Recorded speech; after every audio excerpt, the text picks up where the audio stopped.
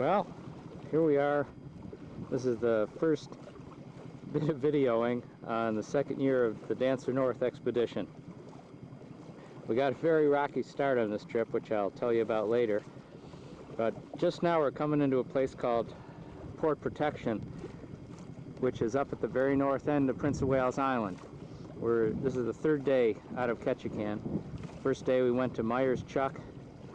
The second day we went, I forgot where, Little Bay, and now we're going into Port Protection to try and find some diesel fuel. We think we have a leak in one of the water tanks. We're going to try and find that, and I'm going to call home, or call West Marine anyhow, and try and order a part for the water pump. We've just really had some interesting weather conditions. We just came sailing in here in about 25 knots of breeze, but we're just coming from around that point. Over on the other side's a little fishing settlement called Point Baker, where we went into first to get diesel, but they're all out. This just looks to me as close to Norway as you're ever going to see it. Panning around probably doesn't help much. You can't really get the perspective. The shape of this Port Protection is the opposite of Italy. That is, it's a boot in the water, and we're going down the leg right now, and over there we're going to make a right-hand turn, which is where the boot is. As you can see, that there's mixed clouds and sunshine. We were beating coming over here, and it was a light rain, a lot of chop because the tide was against the wind. We just tested out the Dodger, which I'm going to show you. There it is, and that's Tom Peterson over there. Let's see if we can see Tom.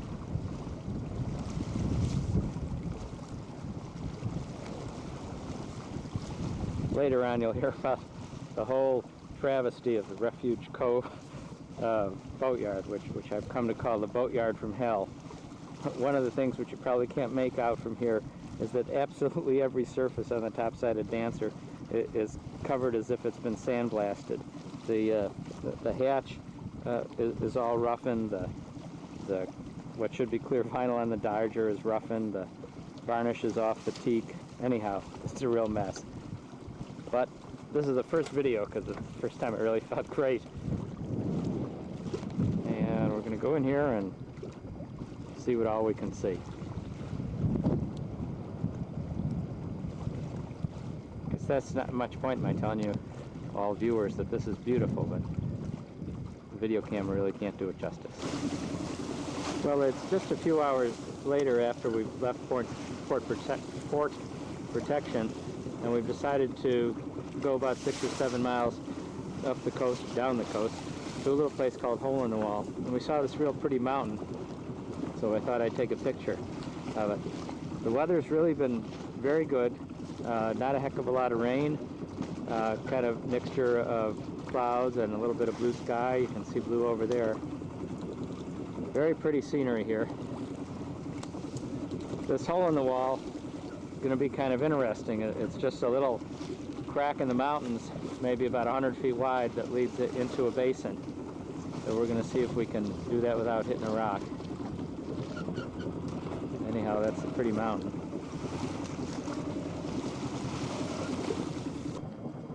Now this picture might be called, "This is what having an insurance policy on your boat lets you do." We've just entered Hole in the Wall, which is no more than about 50 feet wide. Big rocks on either side and surf breaking on the entrance. I'm going to pan around to the other side.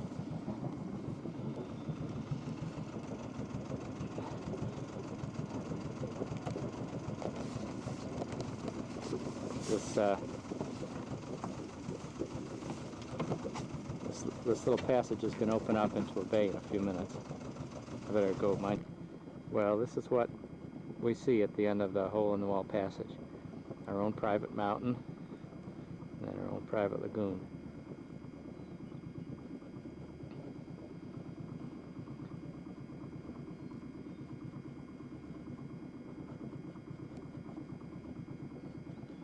As Rose would say, very nice.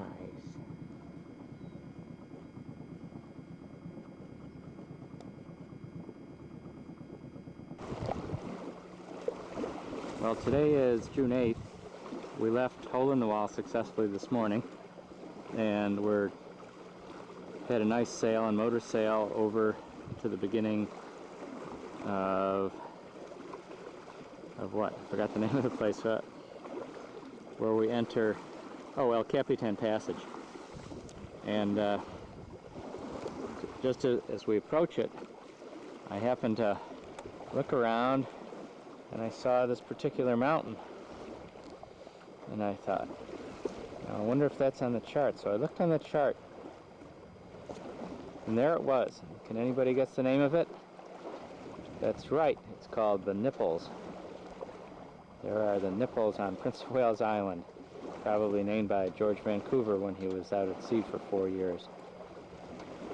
Okay, well, somewhere off in the distance is the entrance for El Capitan Passage, and then we'll be in inside waters.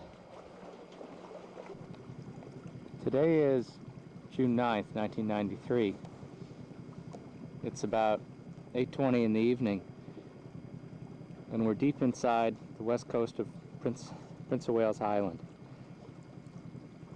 A couple hours ago, we stopped for the afternoon in a little tiny settlement called Tokeen. So small that it really only had one year-round resident, a woman named Sylvia. Sylvia suggested a little bay that we're going to now. We're passing by Tucksegan Island on our right. That's over there. As you can see, it's pretty calm and very gray and overcast, but it's fairly warm. I'd say about 60 degrees, maybe 50, yeah, about 60 degrees. No wind to speak of. The hills off in the distance, they're very pretty. The bright green spots are the clear cutting that's going on the island, and then the darker places where it hasn't been logged. Our anchorage is somewhere over there. We hope to try for crabs again. We've tried for 3 nights and not gotten anything, but Sylvia said the bay we're going to would be a good place, and she gave us an old humpback salmon, and I just caught a little rockfish a few minutes ago, and we'll try that for bait. So everything's going just fine. We're still cleaning up the boat, getting the grit out of everything. Today we hooked up power for the computer and power for the GPS, and Tom put the dinghy rollers on. So this is probably pretty boring to anybody but me. I think it's extraordinarily beautiful, but that's me. Our Dodger's working out real well. Let me turn around and take a look at it. There's the Dodger.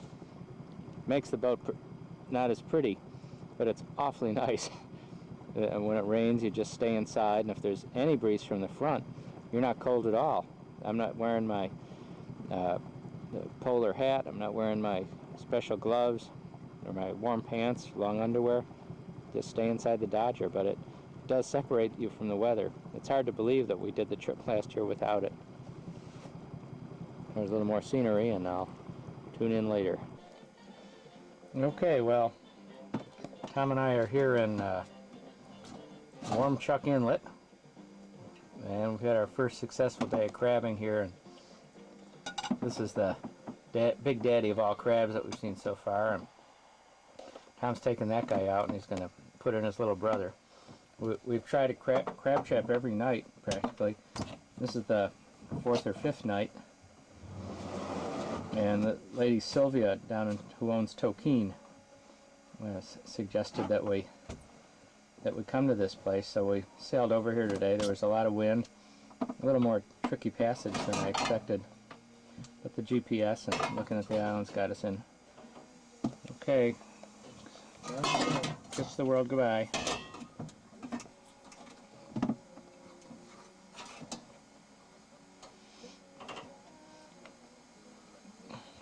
Tom got these 2 crabs in just a couple hours, and I went out and checked the crab trap again. There's already 6 more in there. So tomorrow morning we'll get a bunch more and then move on. Well, today is the 12th of June, and Tom Pedersen and I are anchored in Saltwater Bay, about 20 miles from Craig. As you can see, it's the evening time. I guess it's about 20 to 10 in the evening. It's a beautiful bay, very, very calm just now. Last night we stayed in, let's see, I think it was called Warmchuck Bay, which is about 7 miles from here. We stayed there for 2 days and got a lot of crabs till we were pretty much sick of them. And tomorrow we're going to sail over to Craig. We came in here because we were told that, or that we weren't told, the pilot guide said that there was a lot of salmon in here, but we didn't see any fish. I'll just pan around here. It's very, very pretty.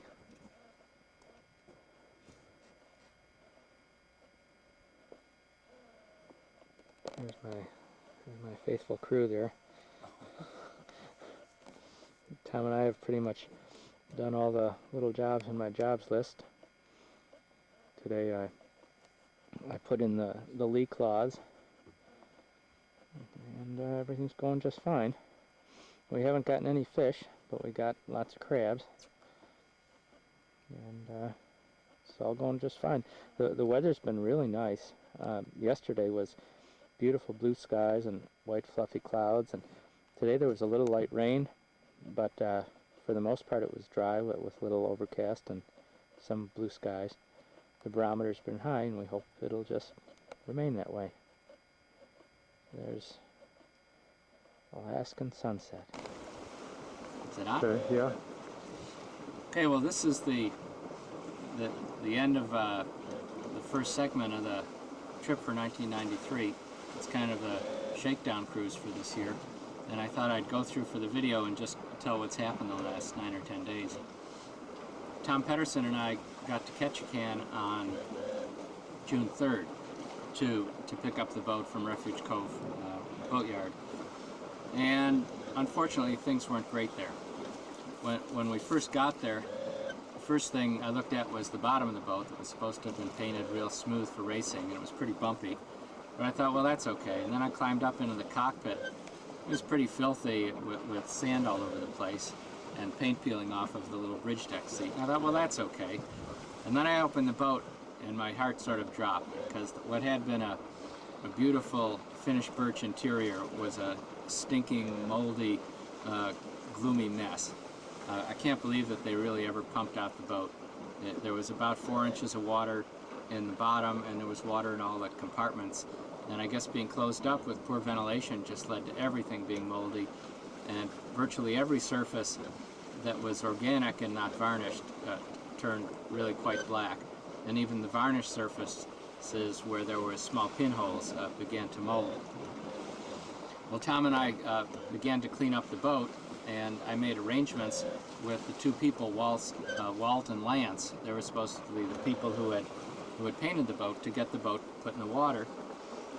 So first I knew I would have to pay for it. I had contracted $900 for the bottom job.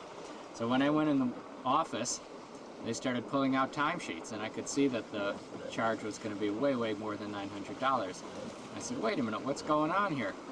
We contracted for $900. And they said, well, it was just a lot more work than that. I said, well, I'm sorry, I can't help that, that we've got it in black and white. I said, no, we've got in black and white that we would just do this painting, but when we sandblasted it, sandblasting made a whole lot of pits in the bottom, a lot of little holes, and we knew you wouldn't be satisfied unless we filled all those pits, so we put another 9 hours into that. Anyhow, they wanted about $2,400 for the bottom job. In addition, they wanted $300 for having charged the boat batteries and pumped out the boat every month. And let's see. Yeah, I guess those were the only charges. So we argued back and forth, and they clearly weren't gonna budge on it. After about 2 hours, I said, well, let's go talk to the owner of the yard. That was a guy named John. We found John doing some welding on a boat, and thank goodness, when I told John the story, he said, take the $900 and put the boat in the water.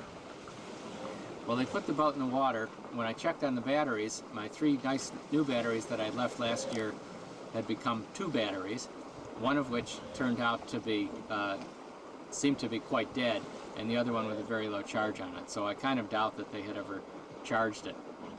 We put the batteries on, we loaded up all our garbage into the stinking filthy boat, and I motored it off to Ketchikan's Bar Harbor while Tom followed in the rental car. Well, the rest of the afternoon and the next day, we spent kind of a very tiring day taking everything out of the boat and cleaning it with Joy and Clorox. And little by little, the thing became habitable. The Clorox seemed to take the... I keep looking at the GPS, we're fine. The Clorox seemed to take a lot of the mold off. It couldn't get to the mold underneath the varnish, but that's life. Also, I should say that all the varnish on the teak rails had peeled off. I guess just from moisture, because there certainly wasn't any sun there. Also, sand seems to have been embedded all over the deck and in about every surface, the plastic windows, the brightwork, and everything else. On the bright side, I got a Dodger made by a fellow named Greg Howard, who has a company called Latitude 50, and the Dodger turned out just great. I'm sitting under it right here. It kind of degrades from Dancer's pretty looks, but it's really great to get out of the weather. In fact, I found I've been wearing a lot less warm weather clothes because of the Dodger. So let me tell you what we did on the cruise. We cleaned up the boat, we provisioned it with several $100s worth of food, and we left Saturday afternoon, I guess around 2 o'clock. And we went north into Clarence Straits, headed towards Myerschuck. There was a real big wind. I got a little bit seasick. Tom got a little bit queasy too. I went down and laid down, and Tom pretty much sailed the boat. And eventually we got to Myerschuck, which turned out to be a very pretty little settlement. And we saw a sign there on the post office saying, if you want fireworks, follow the arrows. So Tom and I looked around and found some arrows, and we followed them, and we met a woman, I think her name was Janine, who takes care of the little post office and store. And the store basically had explosive fireworks and candy, and I guess it was the post office as well. Anyhow, I thought this might be my last chance to buy decent fireworks, so I got a dozen M90s, and Tom bought a bunch of stuff and some skyrockets, and they're all on board. We stayed in Myerschuck Saturday night. I guess that would have been the 5th of June. The next day we sailed to a cove called Exchange Cove, which somebody had said was good crabbing, but we didn't get any crabs there. Then we sailed around the north end of Prince of Wales Island. We stopped looking for diesel at a little community called Point Baker, where there wasn't any diesel, and then in another community called Port Protection, where there was diesel fuel and water. Tom thought the people walking around there were ex-dopies or present dopies. They did have that look to it. After filling up on diesel and checking for a leak in a water tank, which didn't seem to exist, we headed a little bit south into an anchorage that a ranger had suggested to me called Hole in the Wall. And it really was a hole in the wall. There was just a crack in a cliff, no more than maybe 50 feet wide at the most, with the Clarence Strait big swells outside. So we slowly motored through this very narrow crack into what was basically a big saltwater pond, totally protected. And that was kind of an unusual experience. So we stayed there Monday night. Tuesday night we headed south and ended up tying up in sort of a not permanently deserted, but presently deserted lumber camp, where we tied up to a log boom, and it was salmon in it, but we didn't find any fish at all. But it was a very pretty anchorage, very well protected with islands all around. Part of that experience was bumping into a rock, but we were going pretty slowly, so it didn't do any great damage.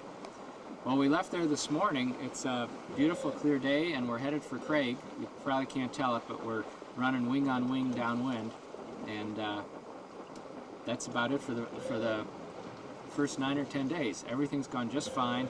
We did a lot of little jobs on the boat. They're all finished. The boat's reasonably cleaned up. So starting tomorrow, I'll be heading south and hope to eventually get to San Francisco. See you later. Let's see, it's just a couple minutes later from that nice interview I gave, and I just wanted to show you what we have going on here. We're running wing on wing. There's the wind indicator with the wind on her back. You can see the blue skies and puffy clouds. Craig is over down that way. The mountains you see, I suspect, are on the mainland over by Ketchikan, about 60 miles away. Just a gorgeous day. And I better start turning. There's our our new GPS, which I put a route in it, and it supposedly has us following it. And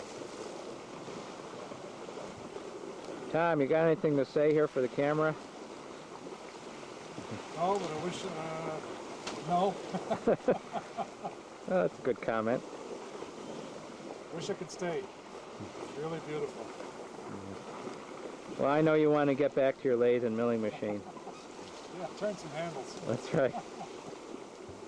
Well, we better change. Today's June 14th, and I left Craig about 2 hours ago. Standing at the tiller is Julio.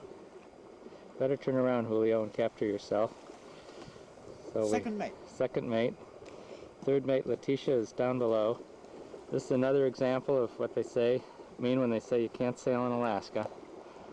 We're going along here at about 4 knots. The water is beautifully calm. Off in the distance is a little community called Waterfall, or it was called Waterfall. I don't know if anybody lives there anymore. And we'll probably proceed on for a few more hours and then drop the hook. We hope to be down at the southern tip of Prince of Wales Island by Wednesday evening, and we'll leave at dawn Thursday morning for the crossing of Dixon Entrance and go over either to Dundas Island or Prince Rupert and try and get Ben by Friday at 7:30 in the evening. So everything's going great. The weather, again, we really looked out. The barometer's high. There's some blue skies, some mixed clouds. It's really ideal sailing conditions. There's a little tender being towed behind us. This is the Ulloa Channel, about 12 or 15 miles south of Craig. Hey, Letitia. Hi. You should come out of the cabin so I can get you on film here. Gosh. I just need some record that we really changed crew here. Okay. All right, that's that. Well, it's now the evening of June 14th, the same day that Julio and Letitia joined us. We left Craig at about 3 and have had a really fine afternoon's run. It's been beautiful blue skies, and we've covered about 35 miles at least. And we're coming into our anchorage. It's a long, narrow slot in some little islands called the McFarland Islands.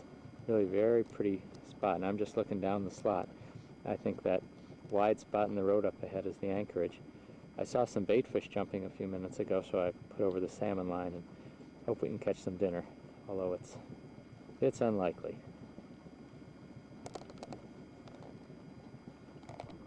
This is looking back on the little McFarland Islands, back the way we came.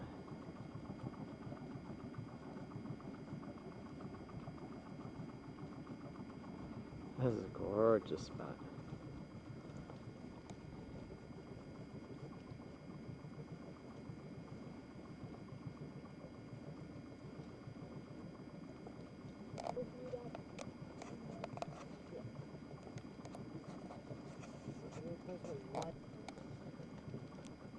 I'm just trying this with the backlighting switch I turned on.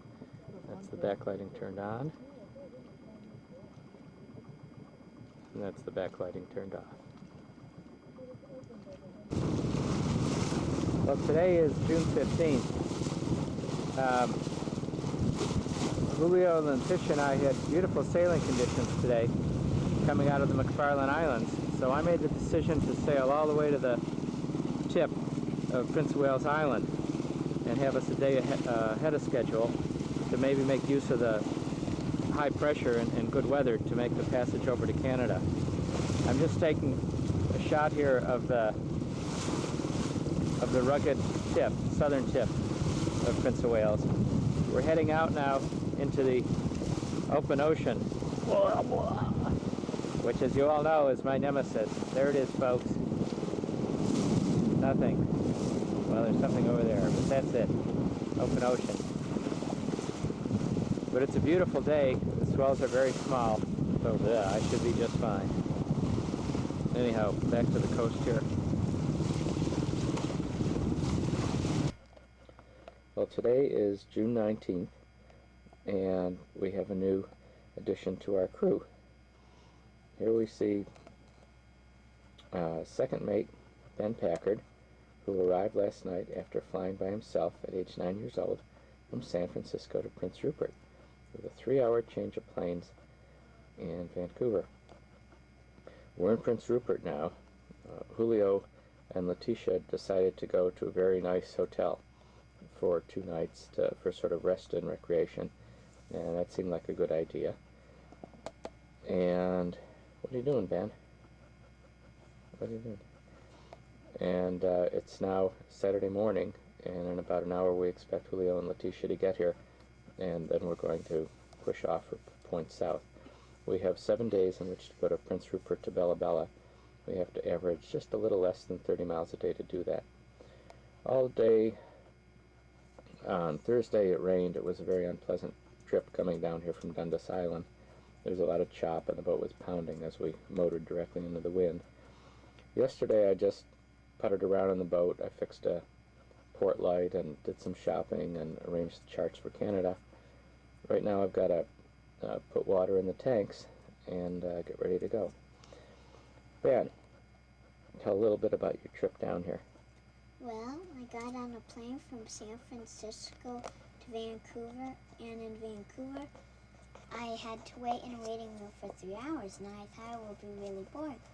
And it was, except luckily there was a TV with videos, a kid that brought a portable Nintendo, and we talked to them. There was this bratty girl, and she missed her plane to California, and she had to stay there to 8 o'clock. And Were you scared at all? no, because like I said, nothing could really happen. I mean, if I get in New York, there's lots of policemen and people. I'd just say, I'm supposed to be in, Alaska right now. Could you help me? Or I could just call my mom and tell her that I'm in New York or something. But no, I wasn't. No, that's a good attitude. And then from the Vancouver plane, I went to Prince Rupert. The mountains were really nice. Really nice. What was really nice? The mountains. Flying over them? And I saw a little fire on the way.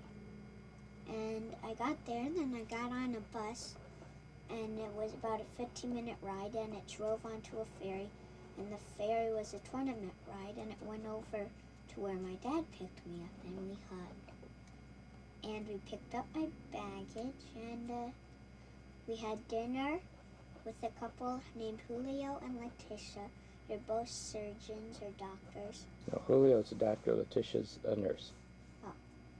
And that's it. that's about it. I'm just going to shoot around the boat here. Here's some of the mildew damage. I probably mentioned earlier that when we opened up the boat, it was all mildewy and dark and smelly.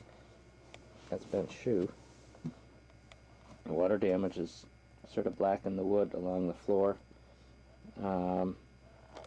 You can see it down there in that corner and various places, but those are just all along there. Those are just the battle scars of the trip, and we'll just live with them. We'll take more when more things happen later on. It's still a pot of Well, gold. today's June 19th. Ben's been on board. This is his first day, and we went about 20 miles from Prince Rupert in mixed rain, sunshine, and wind, and rain and rain.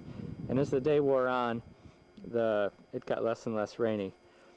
We're in an anchorage at the very north end of Grenville Channel. The tide was against us, so we decided to put in here. It's not a particularly nice anchorage. It's one that Juan and I stayed in last year just before we went to Prince Rupert.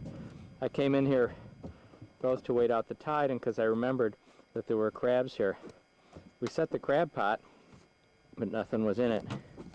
There's Master Ben. Puppy pup. Ben just played a game of chess with Julio. Had a good time. I won. No, he didn't win. And what did we just do with a tin can? Oh, Nothing. Nothing. We just launched 2 water rockets. The reason I got out the camera was because there's this beautiful rainbow over here. Let me go to the front of the boat. Well, there it is. I don't know if that'll show up in the film or not. See if I can do that with backlighting on. That's without the with the backlighting on. Pretty rainbow.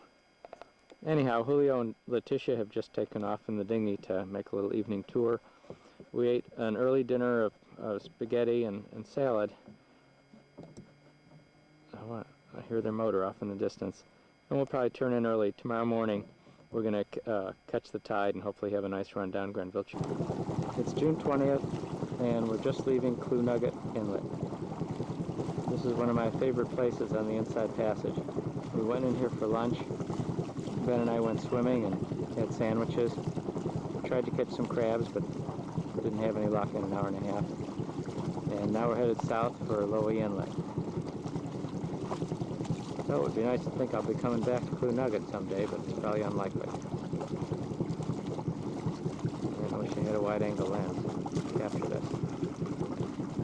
Anyhow, Clue Nugget Inlet, June 20th, 1993. It's still June 20th, just a few minutes after leaving Clue Nugget. We've gotten out into the Grenville Channel again, and we have some wind to sail. The wind is aft and the tide is with us. I'm taking this picture so you can see what a pretty channel this is. It goes for about 45 miles, pretty straight, and it starts out wide and then gets narrower and narrower, and then gets broad again. It's really a privilege to be in here.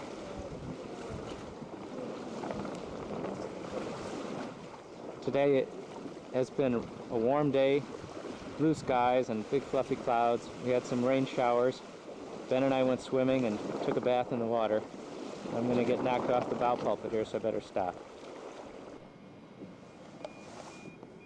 Julio, push the upper left-hand button, the one that says power. Oh, sorry to have the camera on. It's June 21st. We're just about to leave Lowe Inlet. We've been anchored nearby Verney Falls, and I just thought before we left I'd take a picture of it with all this beautiful mist coming up. It's a clear, cold morning.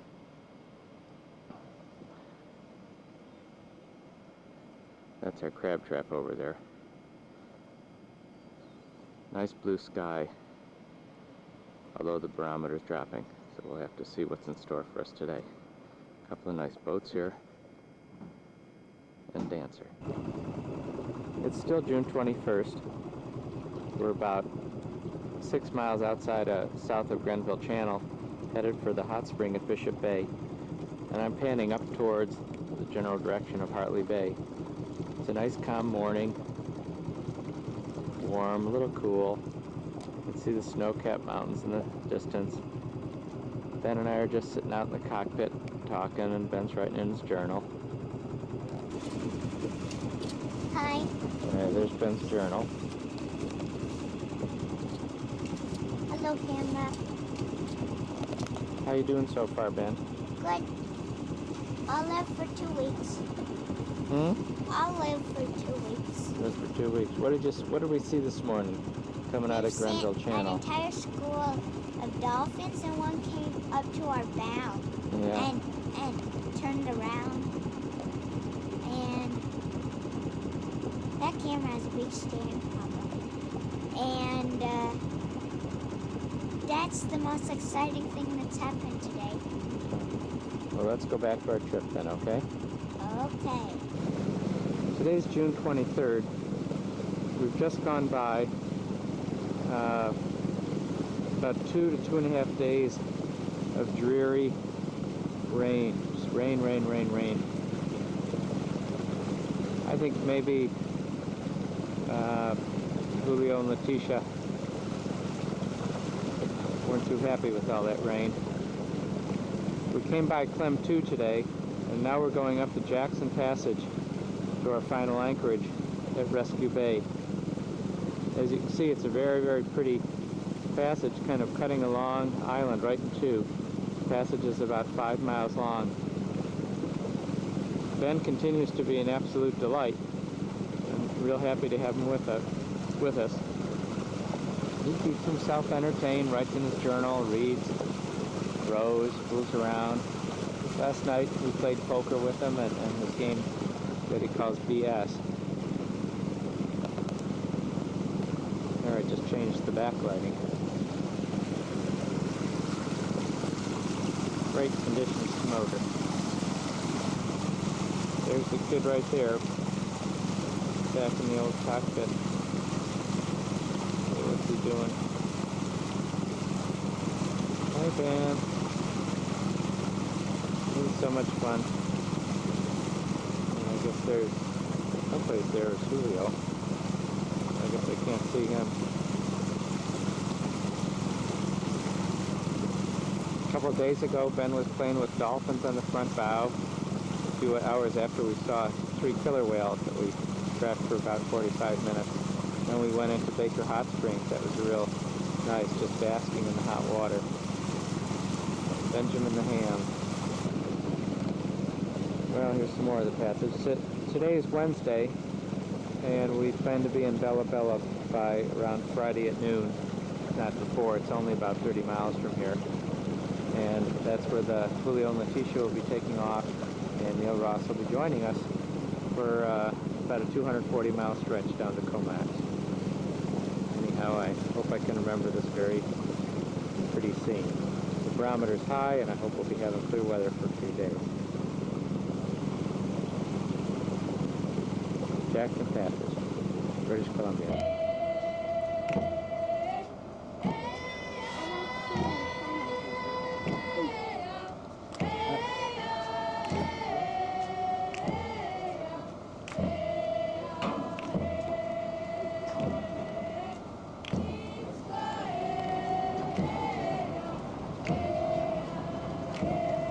We're at Bella Bella on June 25th.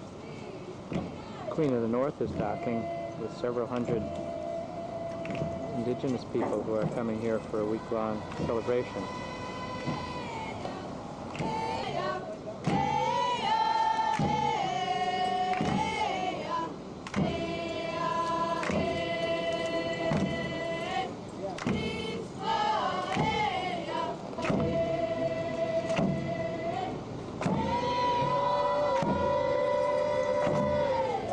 Doing some Bella Bella.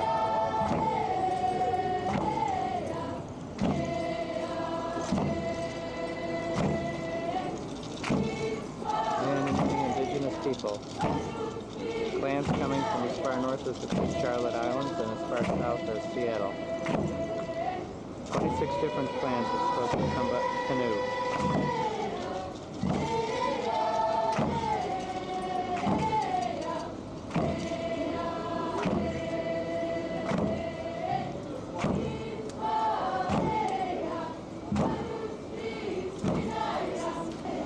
Here's a young man in the crowd.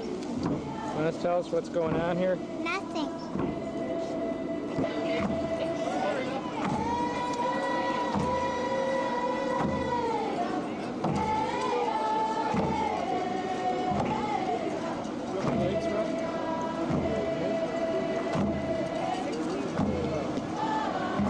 This is the reception committee of the Bella Bella clan.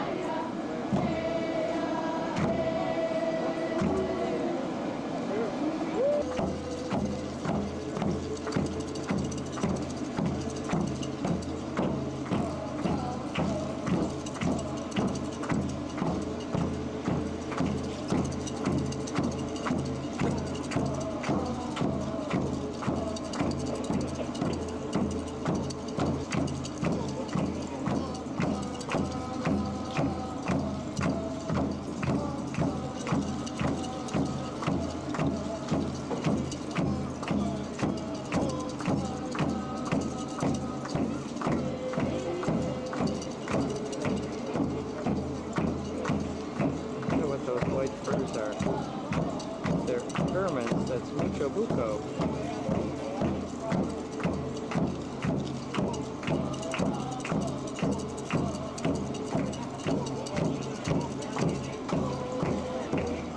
Folks up on the top deck, and everybody's real appreciative of this welcome.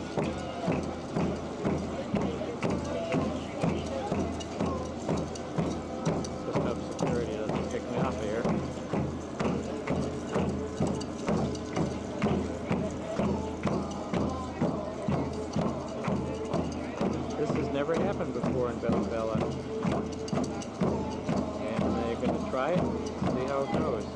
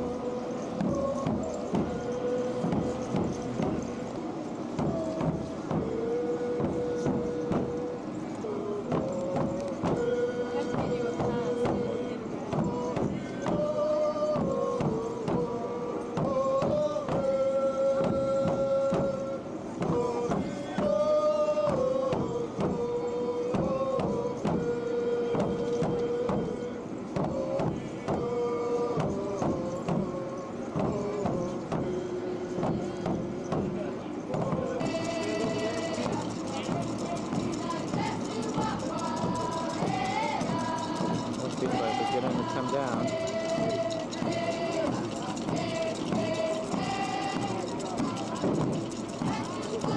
Maybe these are some elderly coming out.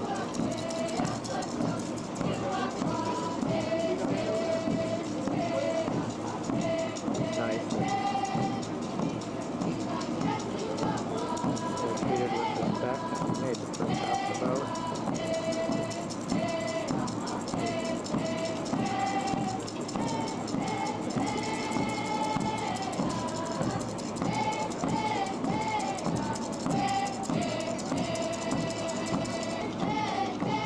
There's an interesting looking woman. Here's the reception line. Well, there's first.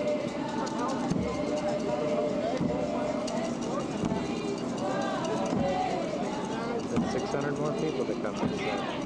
Well, today's June 26th, and Neil Ross has just come on board. We're about 45 minutes out of Bella Bella, and we're passing some Indian canoeists who are coming to Bella Bella for the gathering of the clans. These are dugout canoes of the traditional type, some of them up to 60 feet long. Some of the people have come from as far south as Seattle and as far north as Queen Charlotte Islands. They're really chugging along there. Well, there's still another canoe. We've seen about 5 now. They've evidently camped in Namu yesterday, and they're coming up to Bella Bella. There's a whole lot of what I guess are Indian fishing boats that are out here. Where are we? There's a spectator fleet, or greeting fleet. It's really a big event in Bella Bella that all these many people are coming. Way off on the horizon, I think, are some more canoeists.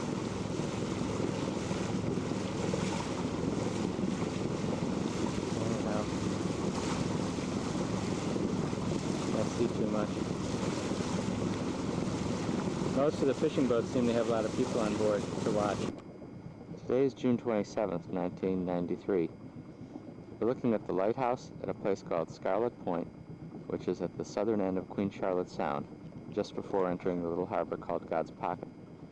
Neil Ross, Benjamin, and I are just finishing the crossing from north to south of Queen Charlotte Sound. It was quite uneventful. The beginning conditions were kind of lumpy with a little swell, but as the day went on, the wind went lower and lower and lower until it ended up very placid, as you see here. I used the transderm patch, so I didn't get seasick. I don't know if that was the patch or not. There's Neil, who joined us just yesterday, so we've got almost 100 miles from the time he came on board yesterday at 1 o'clock. And now we can slow down a bit. I've just put out my line for fishing. Maybe we'll get something interesting for dinner. Ben's down below sleeping. He was great. He wasn't allowed to come out when it was rough in the ocean, and he just stayed down below, reading and playing and sleeping. He slept most of the day away. Last night we stayed at Pruth Harbor, which Juan and I stayed in last year, which was a gorgeous place with a nice hike to a pristine beach. This time, just 10 months later, it was really shocking. A development company had moved in and in the past 3 or 4 months had erected 3 or 4 big cedar lodge buildings, installed a fleet of about 15 to 18 motorboats, had driven a bulldozer through what had been a gorgeous trail to the ocean beach, and were planning on a lot more development. I had never seen such a rape of a pretty place. I hope we're just seeing the worst of it, and that in the years to come they'll clean up their act. Anyhow, about 2 miles ahead is our tie-up for the night. Then tomorrow we'll go on to Port Hardy and point south. Well, here's a picture of Ben, who's learning to row. He's rowing Neil Ross over to the dock, and he's just learned about 4 days ago. He had some frustration, but now he's doing real well.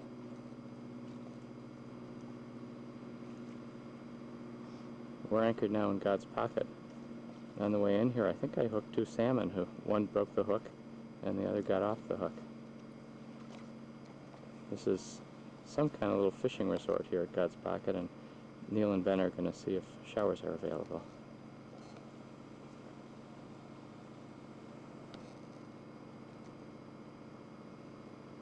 The generator you hear is on the shore.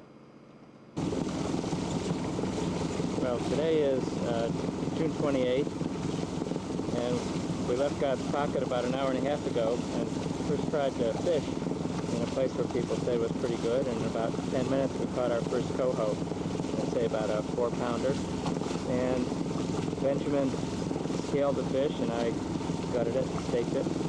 Neil Ross just cleaned up the whole top sides of the boat and the cockpit, and Ben is back there doing what every 9-year-old would like to do. And he promised we wouldn't tell his mom. So we're on our way to Port Hardy, and we should be there in about an hour. We're going to provision and then move on for the night. The weather's a little nicer than it was a few days ago. It didn't rain yet today. And yesterday, for the whole crossing, it was real nice. So there he is. Let's see if we can zoom in if it's a happy kid or not.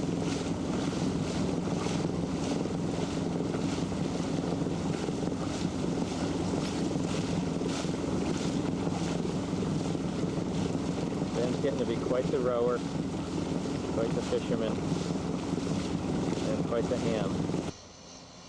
So it's June 29th, and we've pulled into Alert Bay, an Indian village in Johnstone Straits. And Benjamin is determined to snag some herring with a little herring jig.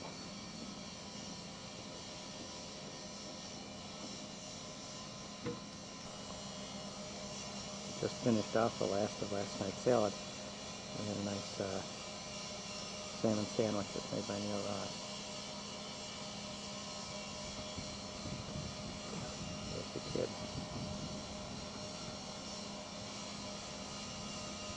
He just has the best time.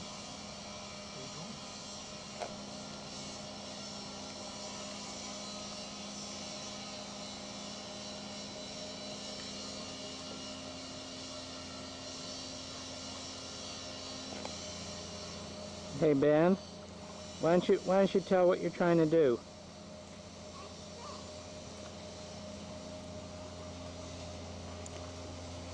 Well, what are you trying to catch? That's your little herring jig, huh? What? And that's a herring jig.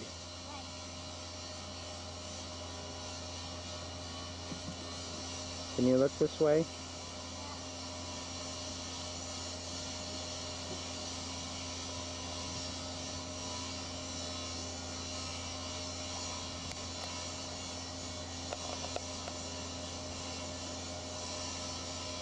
We better push off, dear.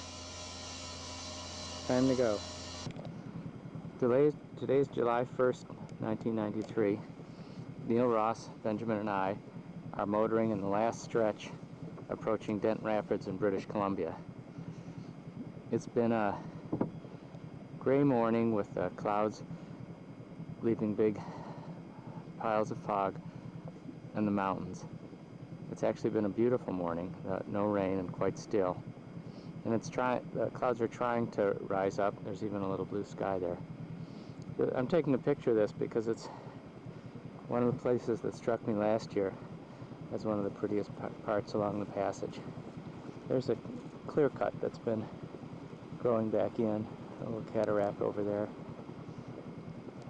It's going to be slack water in about 20 minutes, and the rapids are directly ahead. But I think just like last year, it'll be real easy to go through. We're all having a real good time. We'd like it to be less cloudy, but so that we could see the scenery better. But everything's just fine. Morale is high. Benjamin's great. Neil's having a good time, and I'm having a good time. Last night we stopped in a little lodge in Thurlow Bay and had a dinner of barbecued beef ribs and cheesecake for dessert. We all took showers there. It's real nice. So after the rapids, we'll shortly be entering the area near Desolation Sound, and we'll cruise around for a couple days and then cross over to Comox on Sunday. Nice home up there. There's Neil.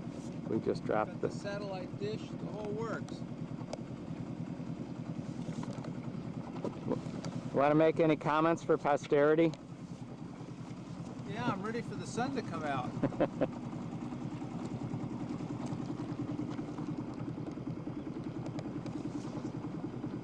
So is that a home or a logging camp?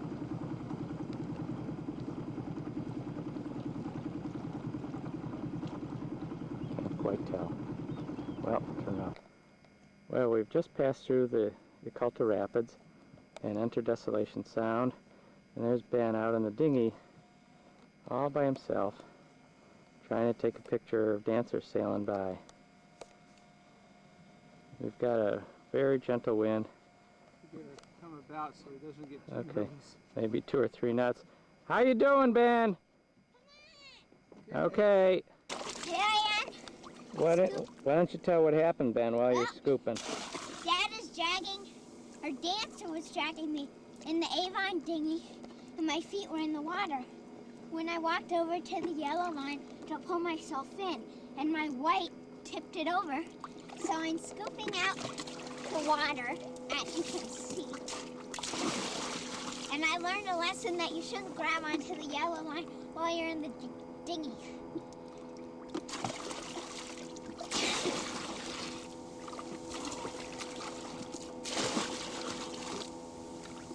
Are you done?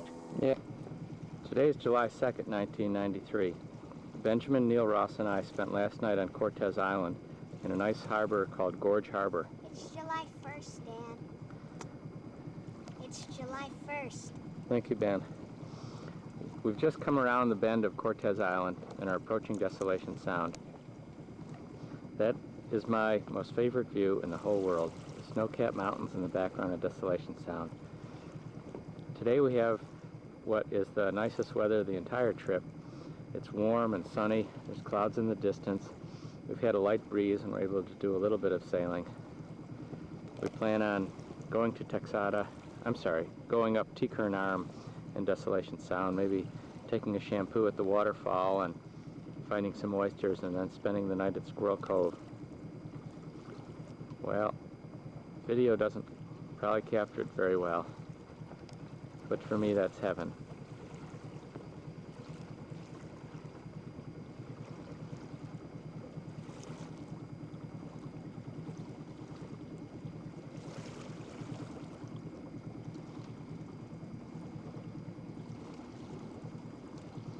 We see a lot of private homes around here, so I guess it's possible to get some private property.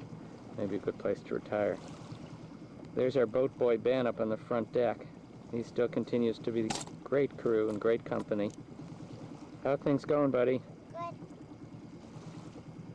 Only 2.5 more days about, huh? Yeah. Then you go home.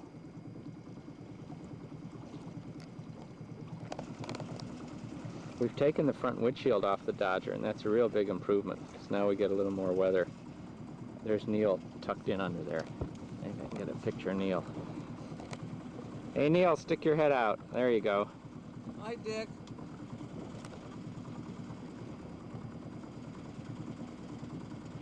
So we're gonna chug on along. Like that, because sometimes they have those little. I don't know if you take all that off, do you? Well, it's all bulky and heavy. I just take Neil, why don't you tell from my camera what you guys are doing? Well, we just were shucking these oysters, and then they had lots so of little good too. barnacles and stuff on there, and little grits can that eat we 'em. had to Watch. wash out. Put the yucky. So Ben and I did that, and then we kept exchanging them in salt water to kind of clean them off. And let's see, so we got here about, what would you say, half a pound of oysters? Oh, boy, at least. With Yeah, a 2 lot. buckets full. Out of I'd 2 say we buckets. got a lot of oysters. We're going to be some pretty attractive guys tonight. That's right.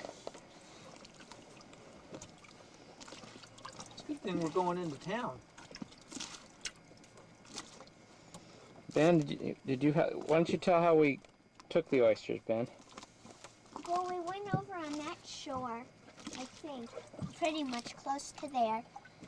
And Dad and I, the man who's shooting this camera, and I took a screwdriver and this tool. Wait, what?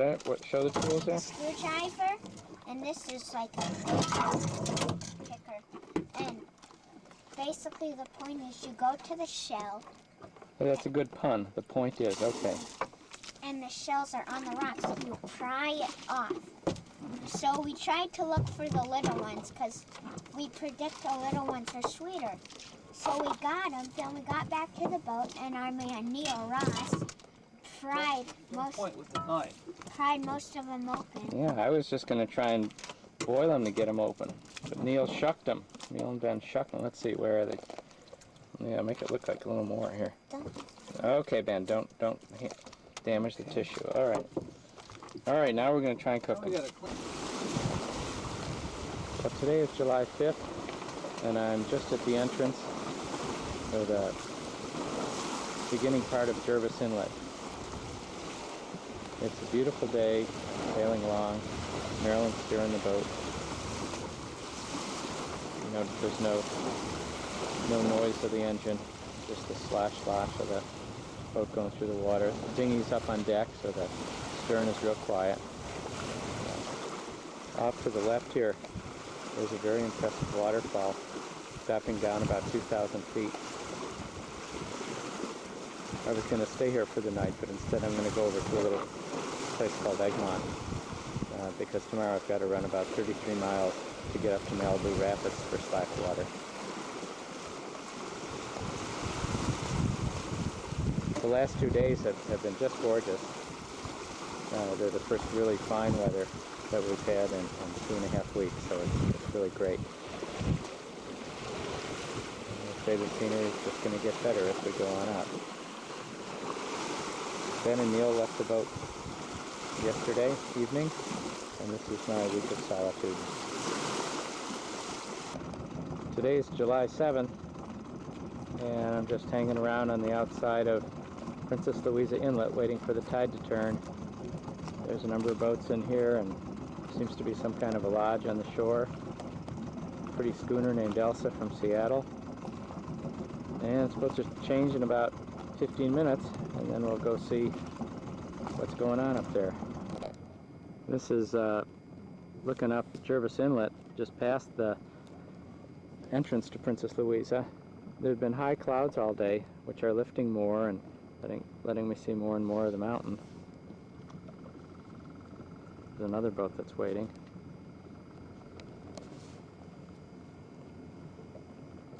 Well, if I can have some blue skies, it'll be a perfect experience. I hope that schooner will go through first, but we'll see. I could look into the inlet. I don't think this will show it. And see down in the water some substantial rapid. The water was sort of roiling and broiling around. I don't know if it's right in that place. Maybe the cross marks the boats that haven't made it.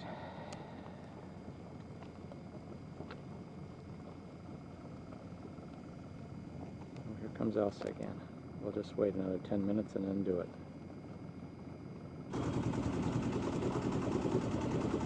So here we go, into the inlet. So I've just come through the rapids and we're looking into Princess Louisa Inlet. We'll go up 5,100 feet to the roof.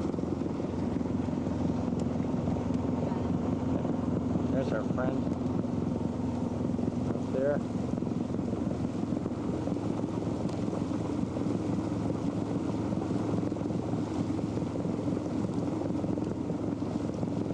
And we'll keep you posted.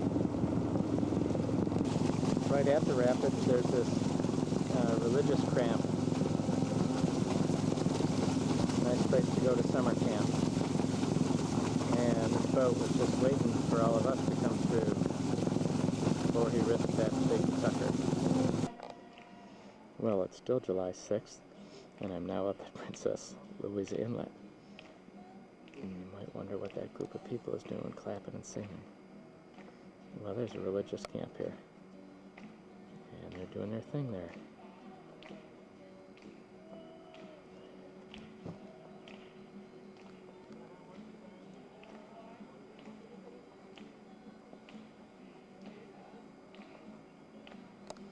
I'm in a mooring here on the inlet with 3 or 4 other boats. There's a dock up by Cheddarbox Falls, but that seemed too crowded, so I took the dinghy over.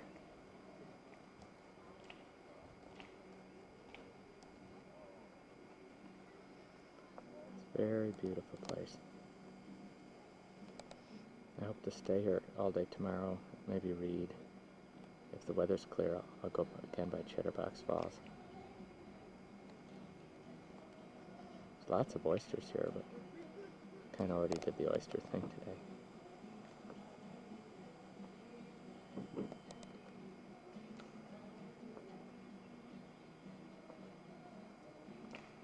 Well, they're having a great time. Day 2 in Princess Louisa Inlet is again a beautiful day. These are some of the mountains that were just adjacent to where I was moored for the night. I'm going to motor over now.